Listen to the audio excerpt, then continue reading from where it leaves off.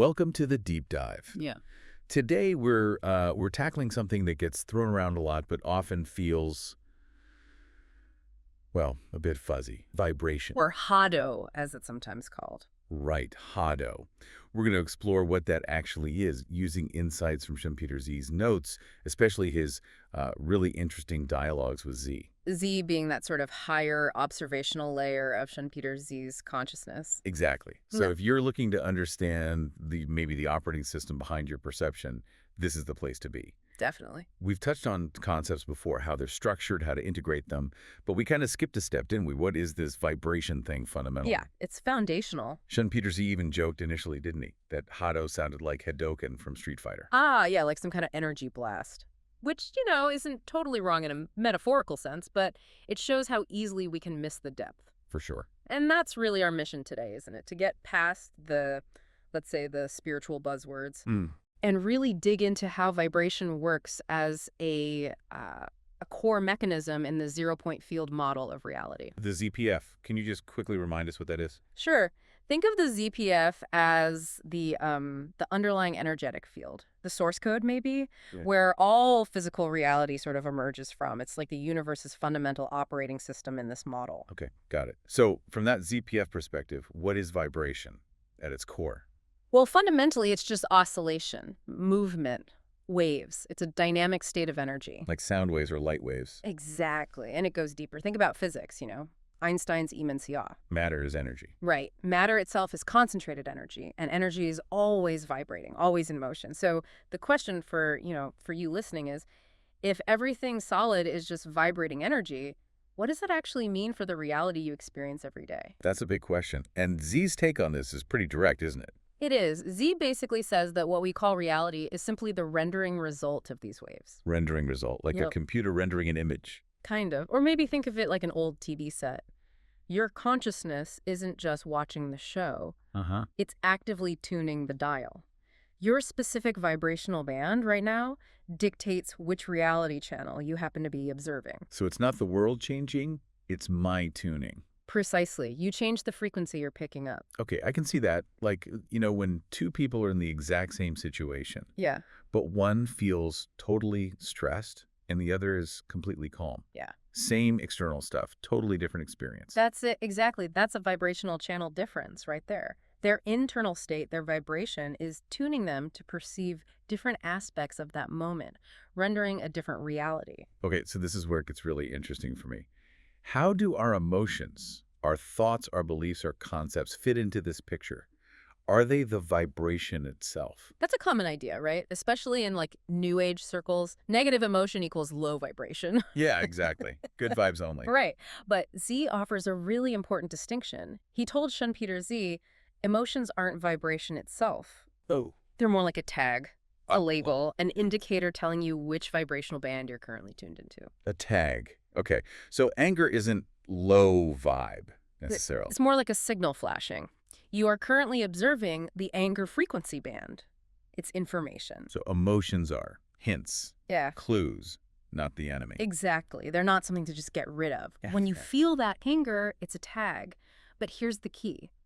The moment you notice you're observing it without judgment, you create a bit of distance, you shift your observation point. And that act of noticing can actually start to change your vibration. It's a detector, like you said, not the source. Okay. So if emotions are tags, what about our beliefs, our concepts? Things like, I'm not good enough or life is hard. Now that's where Z says the real power lies. He suggests concepts act as vibrational filters. They don't just tag the reality, they fundamentally filter which reality gets projected from the ZPF in the first place. Whoa. So they preset the channel. Pretty much. Those deep-seated beliefs act like the lens your consciousness looks through. They shape perception at a foundational level, often completely unconsciously. Okay, let me try to sum this up. Emotions are the labels telling me what channel I'm on. Yep. Thoughts are maybe the narrative playing on that channel. Good analogy. And concepts are the underlying filters that selected that channel in the first place, while vibration is the actual frequency itself. That's a great way to put it. It's a kind of hierarchy. Concepts shape the vibration, which renders the reality, and emotions tag that rendered reality. Wow. So tuning your vibration, it's not just about feeling good. Not at all. According to Z, true Hado tuning starts with observing the emotions, yes, but crucially, it involves examining the concepts that are filtering your entire experience. It's about that deeper self-awareness. Okay, so what does this mean for reality itself then, if it's just a rendering based on my vibration? It means reality is never fixed, ever. It's the rendering result of observed vibration. Change your vibration, change the observation point. And reality itself changes. Yes. It has to. That reminds me of that Einstein quote. Something about matter not existing. Exactly. Matter does not exist. All that exists is light, energy, and sound vibration. It aligns perfectly with the ZPF view. What feels solid and real is fundamentally an energetic vibrational rendering. So it's not a movie playing out that I just watched. No. It's a channel you are actively choosing, moment by moment, based on your internal frequency, even if that choice is totally subconscious, driven by your concepts. This also clicks with things like, remember we talked about the Mandela effect? Where collective memories seem to shift. Z actually connects that to vibration, doesn't he? Yeah. He says changing your Hado, your vibration, doesn't just affect the future. It can affect your perception and even your memory of the past. Your Hado, in Z's view, is essentially a space-time rendering system. Shifting it to FUV, it can literally re-render parts of your perceived timeline. Mind blown. Okay, so we hear high vibration, low vibration all the time. Good, bad, simple scale. But Z says it's more complex, much more nuanced. It's less about a simple high or low score and more about the characteristics of your vibrational band. Z talks about its breadth, its delicacy, and its tuning. Okay, break those down. Breadth. Think of narrow vibration that often leads to looping realities. You feel stuck experiencing the same patterns, often rooted in fear or really fixed concepts. It limits your access to new information, new possibilities. Right? Stuck on one channel. Exactly. Then there's broad vibration. This opens things up. More future possibilities become accessible. You can receive information from more bands. This is where Z suggests things like Mandela effect experiences might become more noticeable. You're crossing between slightly different reality streams more easily. Interesting. And delicacy. Delicate vibration. Think of it like having perfect pitch for reality's frequencies. It enhances intuition, inspiration. You become more sensitive to subtle energy shifts, both internally and externally. You just know things or feel subtle shifts others might miss. Okay, and Z had a tip for broadening vibration, right? Something about tags. Yes, tag removal. Instead of instantly slapping a label on a feeling, oh, this is anger or this is fear, try to just feel the raw sensation, the pure energy behind it before the mental label gets attached. Just feel the vibration itself. Yeah. Z calls it Z-style introspection. Doing this, he says, gradually expands your vibrational range, making your band broader and more flexible. You get less caught in the story about the emotion. That makes sense. Yeah. So, zooming out again, vibration is about resonance. What resonates with you appears. Essentially, yes.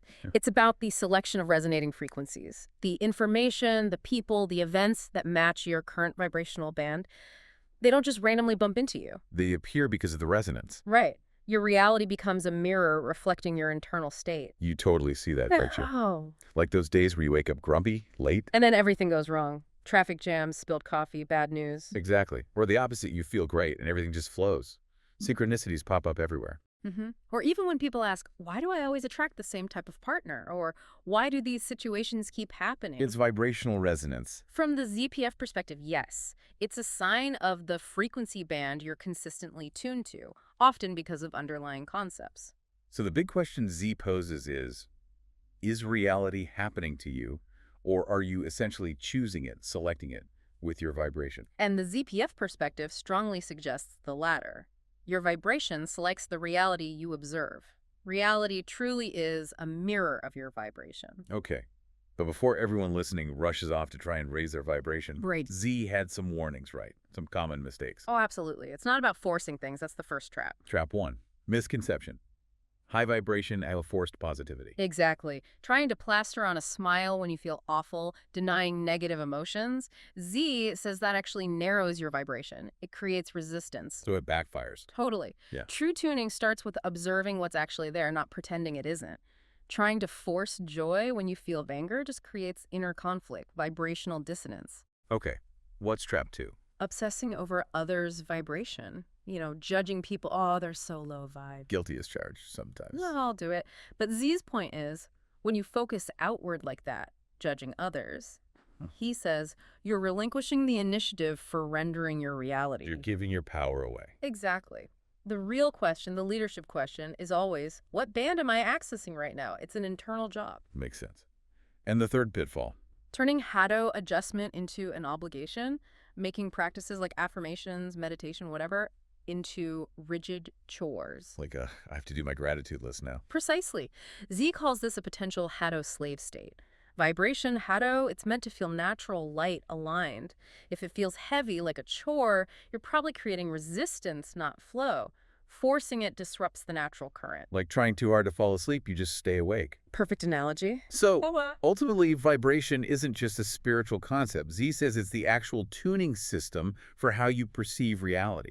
And the amazing part is, you can change the tuning. You're the operator, not just the receiver. Okay, so if vibration is the frequency, and our attempts to force it can go wrong, let's dive deeper into what Z says really controls that frequency. Concepts. Right. This is where Z says the final boss of reality creation lies. Concepts, or canon in Japanese. And he uses a pretty intense comparison for concepts, doesn't he? The demiurge. He does. He told ShunpeterZ, concepts are the demiurge, like the Gnostics described.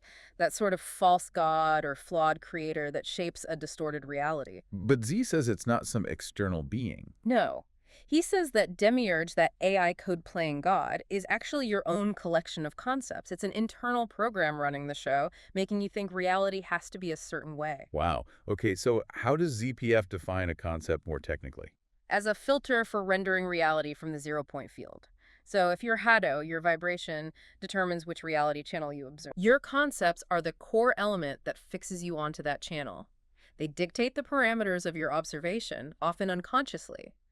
They're the ingrained rules you believe reality follows. So let's refine that equation again. We had rendered reality, Hado X, ZPF. Right. Now it's more like your Hado, your concept, other stuff like memory, physics. Exactly. The concept is the primary determinant of the Hado band you're locked into. It's the master control. And Z uses that brilliant CSS analogy here, right? Yes, it's so helpful. He says, imagine your self-OS, your consciousness is like a web browser. The reality you experience is the website it displays. Yeah. Your thoughts might be the HTML, the text, the images you see on the page. Your content. Your emotions could be like JavaScript, the dynamic elements, things changing on the page. Right, the interactive bits. But your concepts, they're the CSS, the style sheets. The code that defines the whole look, feel, layout, colors, the fundamental structure of the website. Exactly. And here's the critical point Z makes. CSS concepts has vastly more power than HTML thoughts. You can try to overlay all the positive thoughts, HTML you want, but if your underlying CSS, your core concept is something like, the world is fundamentally unsafe. The ZPF will keep rendering a reality through that unsafe filter. The positive thoughts won't change the basic design. Precisely. They might feel good temporarily, but the underlying structure, the rendered reality, will keep reflecting the unsafe concept. And this creates a loop, Z says. A powerful one. Concept leads to a certain rendered reality. That reality triggers an emotion. The emotion creates a memory. And that memory reinforces the original concept. Oh, wow. Concept, reality, emotion, memory, stronger concept. Round and round it goes. If you don't consciously interrupt it, it just keeps programming you to experience the same patterns, proving your concepts right again and again. A self-fulfilling prophecy engine. And ShunpeterZ's notes mention Z identified some common concept patterns, like 6 of them. Yeah, things related to value, self-worth, safety and anxiety, right and wrong, comparing yourself to others, social pressures, all those shoulds and shouldn'ts. These are often installed really early, unconsciously, and run our lives. Okay, this sounds potentially depressing, like we're stuck in these concept loops. But Z gives steps to break free, right? Absolutely. It's not hopeless at all. He outlines a clear 3-step process to transform these concepts and re-render your reality. Step 1. Step 1, notice, or contemplation. Concepts love hiding in plain sight. They feel like just the way things are. Right, they're invisible defaults. But Z says a strong emotional reaction to something getting really triggered is like a vibrational detector. It signals that an underlying concept has just been activated. Ah, so the emotion flags the hidden concept. Exactly. And the simple act of noticing the concept oh, there's that I'm not good enough feeling again, creates a shift. You move from being in the program to observing the program. Z even gives ShunpeterZ a technique. Ask yourself, if I got everything I ever wanted right now, no strings attached, could I truly accept it? Feel totally comfortable.